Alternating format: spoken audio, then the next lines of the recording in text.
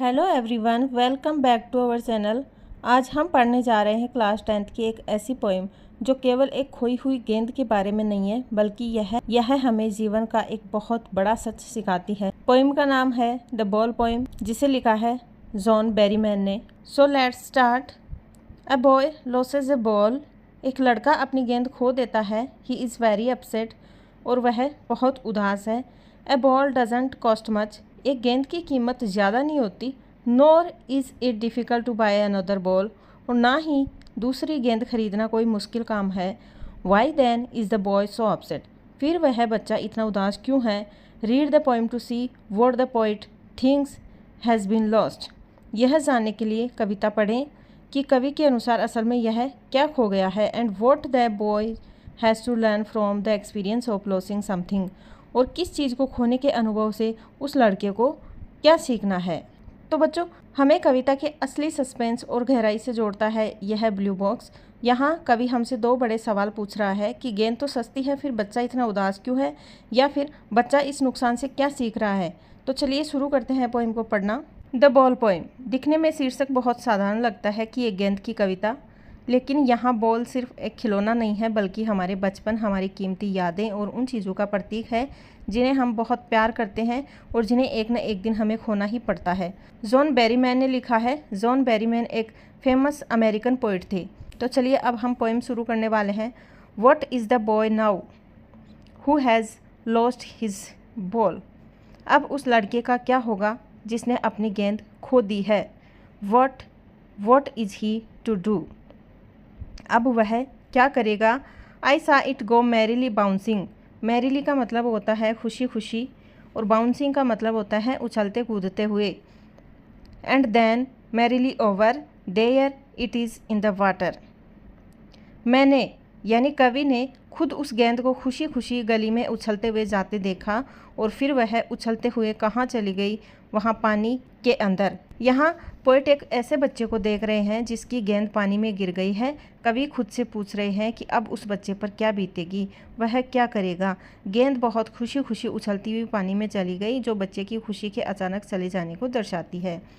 No use to से there are other balls. बच्चे से यह कहने का कोई फ़ायदा नहीं है कि अरे और भी तो गेंदे हैं। An ultimate seeking grief fixes the boy. Ultimate का मतलब होता है गहरा या फिर अंतिम, और सेकिंग ग्रीफ मतलब हिलाकर रख देने वाला दुख। एक गहरा या फिर झकझोर देने वाला दुख उस लड़के को जकड़ लेता है। As he stands rigid. Rigid का मतलब कठोर होकर खड़े रहना या फिर स्तब्ध। ट्रैम्बलिंग कांपते हुए। Steering down. स्टेयर का मतलब होता है घूरना। जब वह बिल्कुल शून्य स्तब्ध होकर कांपते हुए नीचे बंदरगाह के पानी में लगातार घूरता रहता है जहां उसकी गेंद चली गई है। All his young days into the harbour. Harbour का मतलब क्या होता है, बंदरगाह है। A place where ships loaded या फिर अनलोड, जहाँ पर जहाज लोडेड होते हैं।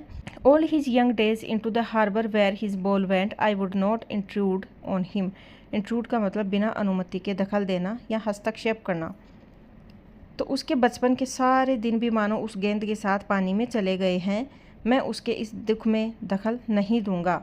तो दोस्तों, जब हमारा कुछ खो जाता है तो लोग अक्सर कहते हैं कि नया आ जाएगा, लेकिन पोइट कहते हैं कि उस बच्चे को यह समझाना बेकार है, क्योंकि उस खास गेंद से उसकी बचपन की यादें जुड़ी थी। वह लड़का दुखी होकर पानी को ताक रहा है। पोइट कहते हैं कि मैं उसके बीच में नहीं बोलूँगा, क्योंकि उसे इस दुख को खुद महसूस करने देना ज़रूरी है। अ डाइम। डाइम का मतलब होता है अमेरिकी मुद्रा। 10 सेंट्स का सिक्का होता है, बहुत ही कम कीमत वाला। A dime another ball is worthless. Worthless मतलब बेकार। एक डाइम 10 सेंट या एक दूसरी गेंद देना अब बेकार है, मूल्यहीन है। Now he senses first responsibility in a world of possessions. Possessions का मतलब होता है भौतिक चीज़ें। अब वह इस भौतिकवादी दुनिया में अपनी पहली जिम्मेदारी को महसूस कर रहा है। People will take balls, balls will be lost always little boy. लोग हमेशा गेंदें या फिर चीज़ें छीनेंगे या खरीदेंगे, और गेंदें हमेशा खोती रहेंगी, छोटे बच्चे। And no one buys a ball back, money is external. External का मतलब भारी चीज़, और कोई भी खोई हुई गेंद को वापस नहीं खरीद सकता। पैसा तो एक भारी चीज़ है जो कि भावनाएं नहीं खरीद सकता है। यहाँ पोइट कहते हैं कि एक नई गेंद की कीमत सिर्फ एक डाइम है, जो बहुत सस्ती है, लेकिन वह एक नई गेंद पुरानी यादें वापस नहीं ला सकती। यहाँ बच्चा जीवन का पहला सबक सीख रहा है, responsibility. He is learning well behind his desperate eyes. Desperate का मतलब हताश या निराश। वह लड़का अपनी उन हताश आंखों के पीछे से सीख रहा है। The epistemology of loss. Epistemology of loss का मतलब होता है नुकसान की प्रकृति या फिर समझ, हाउ टू स्टैंड अप।